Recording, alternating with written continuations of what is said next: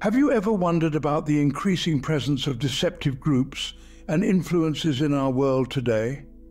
It's a question that resonates with many of us as we navigate a world seemingly shrouded in mystery and confusion.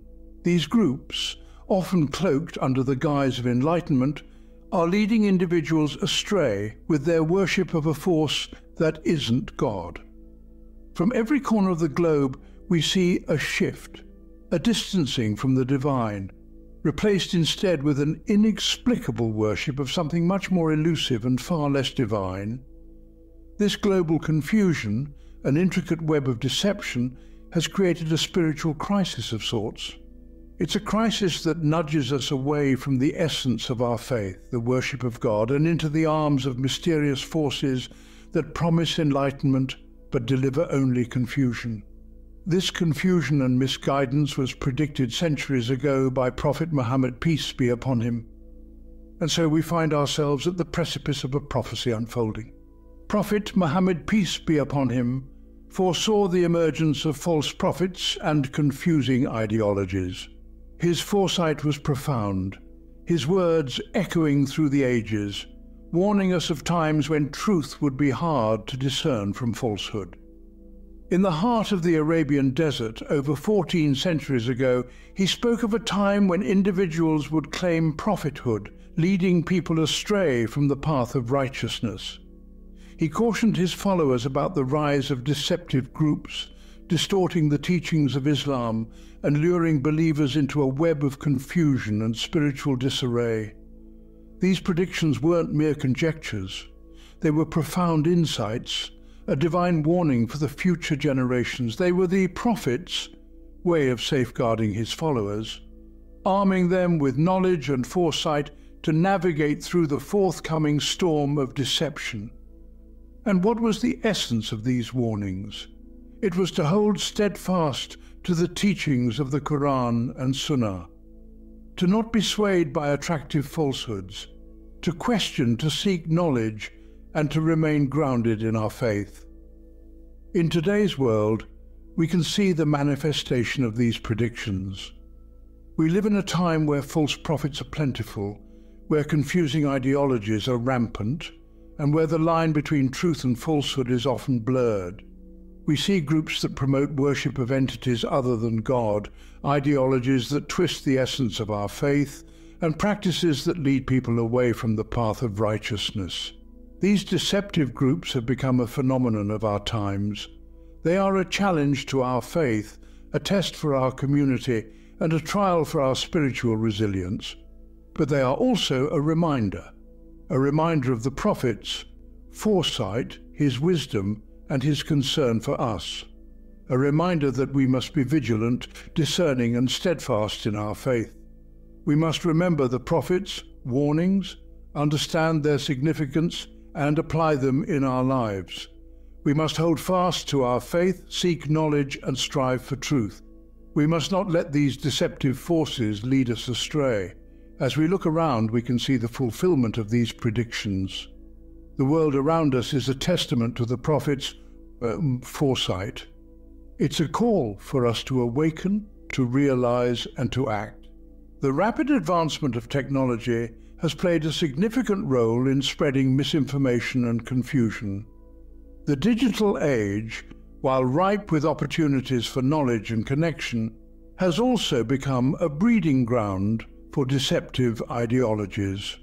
Social media platforms in particular have become conduits for these misleading narratives, allowing them to reach a global audience with the click of a button. We now live in an era of information overload, where truths are often obscured by a barrage of conflicting messages. In such a scenario, discernment becomes a vital skill. It involves not just the ability to differentiate between fact and fiction, but also the wisdom to identify and resist influences that deviate from true faith. Technology in itself is not the enemy.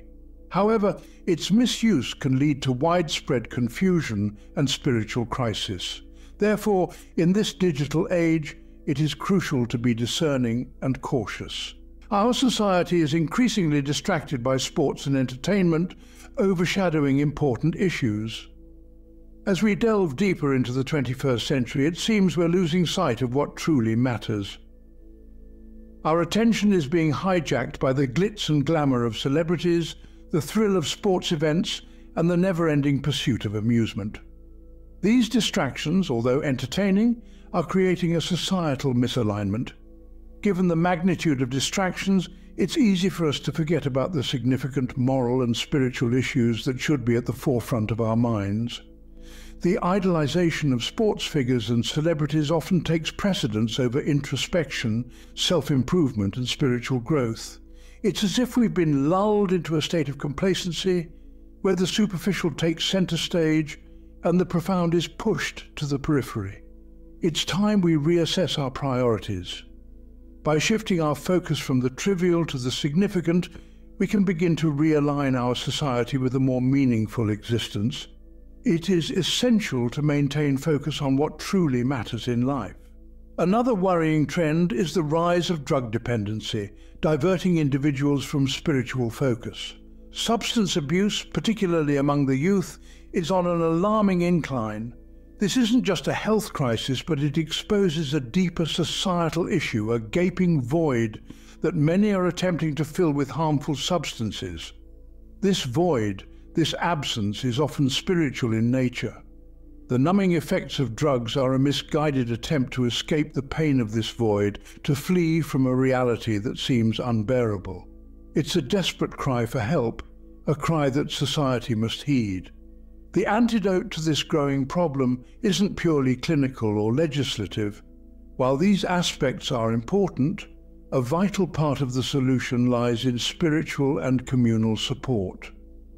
Building strong, supportive communities that foster spiritual growth can help individuals find healthier ways to fill their voids, to find peace and purpose. Society must not ignore this growing problem. Pollution and ecological damage threaten life, indicating a disconnect from nature. As we delve into this topic, we find ourselves standing at a critical junction. Our environment, the life-giving force that sustains us, is under threat. The air we breathe, the water we drink, and the soil that grows our food, everything is in the throes of a crisis. This crisis, however, is not just about numbers, statistics, or distant future predictions. It's about the here and now. It's about the air thickening with smog in our cities, rivers running dry due to excessive consumption, and forests being razed for short-term gains. It's about the rising temperatures, extreme weather events, and the silent disappearance of countless species. But why are we talking about this in a spiritual context? Because our relationship with nature is not just physical, it's spiritual. We are a part of this intricate web of life, not separate from it. Our actions, no matter how insignificant they may seem, have far-reaching consequences. They ripple out into the world, affecting not just us, but the entire ecological balance. When we pollute a river, we're not just harming the fish that live there, we're disrupting an entire ecosystem. When we cut down a forest, we're not just losing trees, we're losing countless species, the air we breathe, and the climate regulation forests provide. This is a wake-up call. It's a call for ecological awareness and action. It's a call to remember that we are stewards of this earth. Our role is not to exploit and deplete, but to care for and nurture, to live in harmony with nature, not at odds with it. The environmental crisis is a mirror held up to humanity. It reflects our attitudes, our values, and our spiritual state. It shows us the disconnect between our actions and the consequences, between our desire for immediate gratification and the long-term sustainability of our planet. We need to bridge this disconnect. We need to redefine our relationship with nature, not as one of dominion, but of stewardship. We need to understand that caring for the planet is not just about saving trees or animals. It's about preserving life in all its forms, including our own. The preservation of our planet is a spiritual duty, and it's high time we embrace this duty with the urgency, reverence, and commitment it deserves. There is a trend towards a centralized global control that threatens individual freedoms and beliefs. As we delve deeper into the 21st century, a worrying pattern begins to emerge. We see a shift towards a one-world government, a centralized global control that sparks concern for our autonomy and the erosion of democratic values. This trend isn't just a political shift, it's a spiritual crisis. It's a move that seeks to homogenize thought, belief, and expression, stripping away the diversity that makes us human, that makes us unique. This is not about the rise of a single governing body, but the rise of an ideology that seeks to control, to influence, and to dictate. The one world agenda threatens to overshadow our individual freedoms, our rights, and our beliefs. It pushes for uniformity at the cost of diversity, for control at the cost of freedom. This is not just a threat to our democratic rights, it's a threat to our spiritual autonomy, our right to seek and express our beliefs. But what does this mean for us? It means that we need to be vigilant, we need to be discerning. We need to understand the implications of this trend and what it means for our spiritual journey. In this era of information overload, we must remember the essence of our faith, the core of our beliefs. We must not allow ourselves to be swayed by the wave of uniformity, by the push for a one-world agenda. We must remember that our spiritual journey is a personal one, a journey that should not be dictated by external forces. It's a journey that requires introspection, discernment, and a steadfast commitment to our beliefs. In the face of this one-world agenda, we must stand firm. We must question, we must challenge, and we must not allow our spiritual autonomy to be compromised. We must remember that our faith, our beliefs, our spiritual journey is not up for negotiation, not up for control. We must remain vigilant and proactive in preserving our rights and freedoms,